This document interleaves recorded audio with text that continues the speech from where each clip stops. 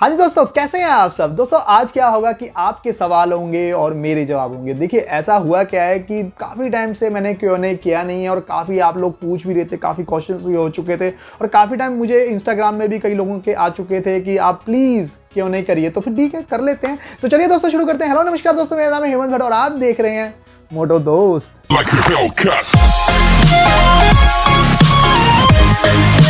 दोस्तों पहले क्वेश्चन की बात करें तो देखिए दोस्तों, पहला जो क्वेश्चन है वो थोड़ा सा पर्सनल है, लेकिन देखिए मेरा काम है आपका जवाब देना, तो देखिए जवाब तो देना ही पड़ेगा।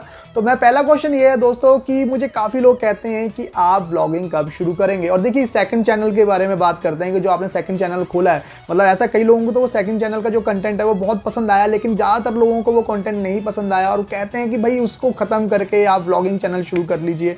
और कई लोग कहते हैं कि इसी चैनल पर व्लॉगिंग कर दीजिए। अब प्रॉब्लम क्या है व्लॉगिंग शुरू करने में कि मुझे व्लॉगिंग का वी नहीं आता, यानी पता ही नहीं है मुझे कुछ व्लॉगिंग के बारे में कि उसका सेटअप क्या है, कैमरा कैसे पकड़ना है, कैसे माउंट करना है हेलमेट पे, कुछ भी मुझे नॉलेज नहीं है। तो मैं आप लोगों से पूछता हूँ, मुझे कमेंट सेक्शन पे इंस्टाग्राम में मुझे आप बताइए कि मैं व्लॉगिंग कैसे शुरू करूँ, इसी चैनल में करूँ कि उसके लिए अलग चैनल खोलूँ और किस तरीके से करूँ, कौन सा सेटअप खरीदूँ। ये सारी चीज़ों की नॉलेज यार आप लोग मेरी हेल्प करेंगे ना, तो हाँ ज़रूर हमारा एक जल्दी से एक व्लॉगिंग चैनल भी शुरू हो जाएगा और आपको मैं अच्छे प्यारे मतलब बढ़िया व्लॉगिंग करना भी, मतलब आपके लिए व्लॉगिंग करना शुरू कर दूंगा। तो दोस्तों देर किस बात की है, वीडियो को पॉज करके कमेंट सेक्शन में मुझे जल्दी से जल्दी गाइड करिए कि मैं क्या करूं।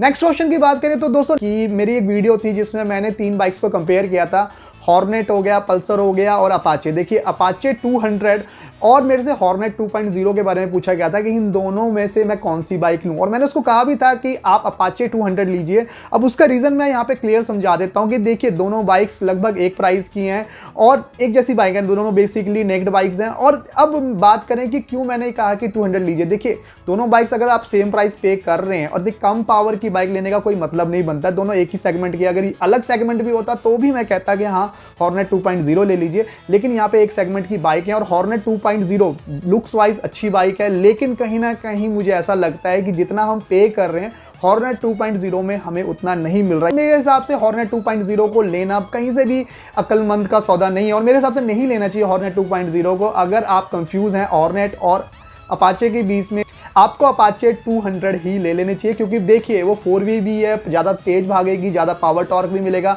ऑयल कूल्ड इंजन भी मिलेगा, स्लीपर क्लच भी मिलेगा, तो काफ़ी ज़्यादा फीचर्स हैं आप हॉर्नेट 2.0 से ज़्यादा। तो दैट्स वाई मैं ये कह रहा हूँ कि आप अपाचे 200 ही लीजिए। दोस्तों तीसरे क्वेश्चन की बात करें तो वो ये है कि कई लोग मेरे से पूछते हैं कि रॉयल इनफील्ड 250cc बाइक के साथ कब आएगी। देखिए दोस्तों मैंने कई वीडियोज़ बनाई भी हैं 250 यानी अपना रॉयल इनफील्ड 250 की और रॉयल इनफील्ड 250cc की बाइक्स में काम भी कर रहा था, लेकिन अब प्रॉब्लम क्या आ गई है कि होंडा हाइनेस लॉन्च होगी और कई न्यूरॉन भी लॉन्च होने वाली है। तो उस कंपटीशन को देखते हुए रॉयल एनफील्ड ये सोच रहा है कि अब मैं 350cc में ही ज़्यादा जोर दूं, तो ये जो 250cc का जो प्लान था उसको अब ज़्यादा ड्रॉप कर दिया, यानी अब उस पर काम नहीं किया जा रहा है। हाँ इन फ्यूचर किया जा सकता है, लेकिन राइट नाउ कंपनी ने अब बिल्कुल मना कर दिया। रिसेंटली जो इंटरव्यूज़ आए थे उसमें रिसेंटली बिल्कुल मना कर दिया कंपनी ने कि हम अब 250cc पे काम नहीं कर रहे हैं, अब हमारा जो मेन जोड़ है वो 350cc के सेगमेंट में ही ज़्यादा रहेगा। बात करें फोर्थ क्वेश्चन की, तो दोस्तों फोर्थ क्वेश्चन ये था कि मैं 125cc की बेस्ट बाइक लेना चाहता हूं जो लुक्स में सबसे बेस्ट हो। तो देखिए लुक्स की बात करें तो 125cc सेगमेंट में आपकी आती है KTM ड्यूक और KTM RC,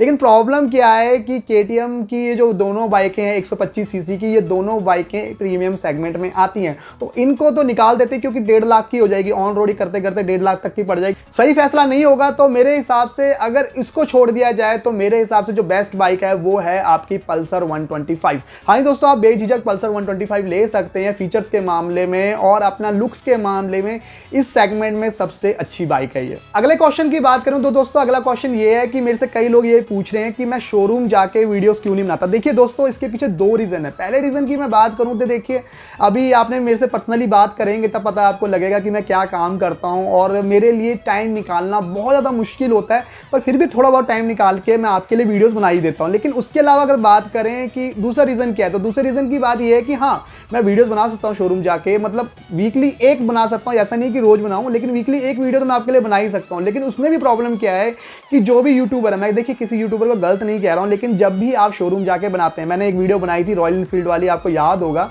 देखिए, जब भी आप शोरूम जाके वीडियोस बनाते हैं तो कंपनी वाले बहुत ज़्यादा ध्यान रखते हैं कि आप हमारी बाइक के बारे में, हमारी बाइक या हमारे स्कूटर के बारे में कुछ भी गलत ना करें।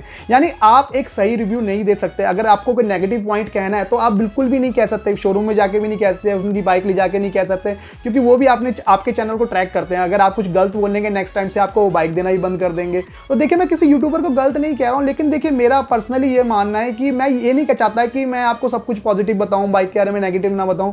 तो देखिए, मैं कई बार तो देखिए जावा के बारे में भी गलत बोल चुका हूं और रॉयल एनफील्ड के बारे में बोल चुका हूँ। देखिए दोस्तों, गलत कहना गलत होगा, लेकिन हाँ, मैं नेगेटिव पॉइंट भी बता चुका हूँ इन बाइक्स के। रॉयल एनफील्ड हो गया, जावा हो गया, आपको हॉर्नेट 2.0 के बारे में तो पीछे ही मैंने बताया। तो कई बार बाइक्स के बारे में मैं नेगेटिव पॉइंट भी आपको बताता हूँ, यानी लगभग हर बाइक के बारे में नेगेटिव पॉइंट भी बताता हूँ। लेकिन अगर मैं शोरूम जाता हूँ तो याद रखिए, मैं कभी भी उन बाइक्स के बारे में नेगेटिव पॉइंट नहीं बता सकता, क्योंकि देखिए कहीं ना कहीं कंपनी वालों की नज़र मेरे पे रहेगी और अगर मैंने नेगेटिव बोल दिया तो नेक्स्ट टाइम मुझे वो बाइक भी नहीं देंगे। तो ये चीज़ें होती हैं, दैट्स वाई हम मतलब शोरूम जाके मैं वीडियो नहीं बनाता हूँ। ये 2 रीज़न है इन चीज़ों के। दोस्तों, नेक्स्ट क्वेश्चन की बात करें तो नेक्स्ट क्वेश्चन ये है कि मेरे से कई लोग पूछते हैं कि मैं दिल्ली रहता हूं, चंडीगढ़ रहता हूं, ऐसी सिटी में रहता हूं जहां पे सख्ती बहुत ज़्यादा है और अगर मैं लाउड साइलेंसर यूज़ करता हूं तो मेरा चालान हो जाता है। तो दोस्तों, इसका सोल्यूशन ये है कि आप रेप्लिका साइलेंसर यूज़ कर सकते हैं, और रेप्लिका साइलेंसर भी वो वाला जिसकी जो साउंड है वो थोड़ा मीडियम हो, ऐसा भी ना हो कि वो काफ़ी लाउड हो तो चलान हो जाए। तो उस तरीके से आप अगर वाला साइलेंसर यूज़ करेंगे तो आपके चलान होने के जो चांसेस हैं वो लगभग 90% तक तो कम हो ही जाएंगे, 10% रह जाएंगे।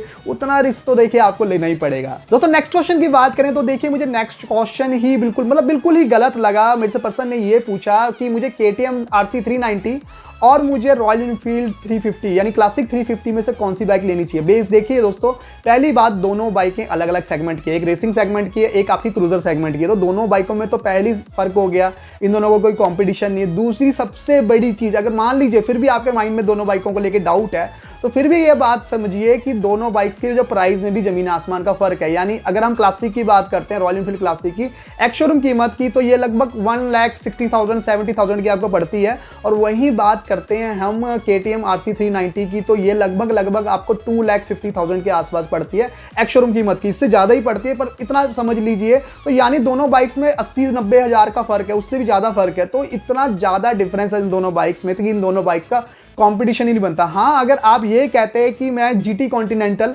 और KTM RC 390 ले रहा हूं, तो इन दोनों में से मुझे बताइए, तब मैं आपको कोई सलाह दे सकता था। क्योंकि देखिए, दोनों बाइकें लगभग एक प्राइस की हो जाती है, भले उसका सीसी ज़्यादा है, लेकिन जो प्राइस है वो लगभग आपको ऑन रोड 3,10,000 3,20,000 के मतलब इतना पड़ जाता है दोनों बाइक्स का। हाँ, थोड़ा सा GT कॉन्टिनेंटल का थोड़ा सा ज़्यादा पड़ता है, लेकिन 10-20 हज़ार का फर्क मतलब चलता है, नॉर्मली इतना चलता है। तो दैट्स वाई मैं ये कह सकता हूँ कि इन दोनों बाइक्स में कंपैरिजन हो सकता है। अगर आप इन दोनों बाइक्स में कंफ्यूज हो तो मैं आपको सलाह दे सकता हूँ, लेकिन यहाँ पे तो देखिए दोनों के सेगमेंट ही अलग है, तो क्या सलाह दूँ आपको।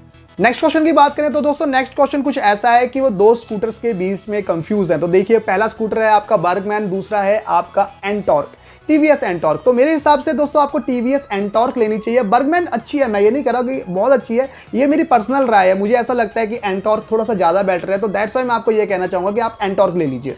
नेक्स्ट क्वेश्चन की बात करूं दोस्तों, तो ये पूछा गया है कि यामा R15 लूं या फिर आपका सुजुकी जिक्सर SF लूं।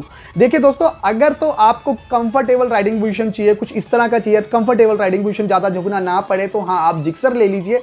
लेकिन अगर आपको ज़्यादा पावर एंड टॉर्क चाहिए तो डेफिनेटली आप यामा R15 ही लीजिए। नेक्स्ट क्वेश्चन, मेटियोर कब लॉन्च होने वाली है। तो देखिए दोस्तों, ये मेटियोर का ये जो क्वेश्चन है ना, कब लॉन्च होने वाली है, इंस्टाग्राम में मेरे से कई लोग पूछते हैं, मैं सबको जवाब दे देता हूं। जो भी मुझे लगता है, जो भी मुझे कंपनी से पता लगता है, मैं जवाब देता हूं।